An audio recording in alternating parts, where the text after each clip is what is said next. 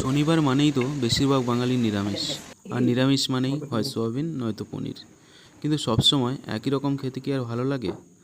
তাই আজ বানিয়ে ফেললাম একদম অন্যরকম একটা recipe, pure veg soybean kofta curry. প্রথমে কিছুটা সোয়াবিন গরম জলে ভিজিয়ে নিতে হবে, তারপর জল ভালো করে নিংড়ে মিক্সিতে পেস্ট করে নিলাম।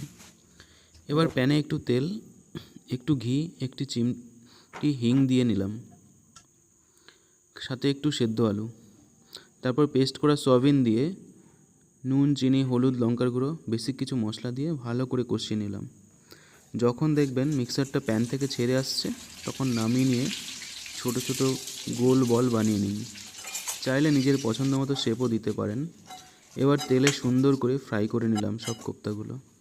তারপর ওই প্যানে তেজপাতা, পাঁচফোড়ন ফোড়ন দিয়ে সাথে আদা, কাঁচা লঙ্কা, টমেটো পেস্ট, তারপর ওই বেসিক কিছু মশলা আর একটু সেদ্ধ আলু দিয়ে দিলাম গ্রেভিটা একটু ঠিক করার জন্য।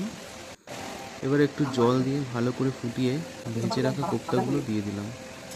অবশেষে একটু ভাজা মশলা আর সামান্য ঘি। ব্যাস রেডি আমাদের ডেলিশিয়াস সয়াবিন কোপ্তা কারি। সত্যি বলছি, এই রেসিপি মাছ মাংসকেও হার মানায়। আপনারাও একবার বানিয়ে জানাবেন কেমন হলো।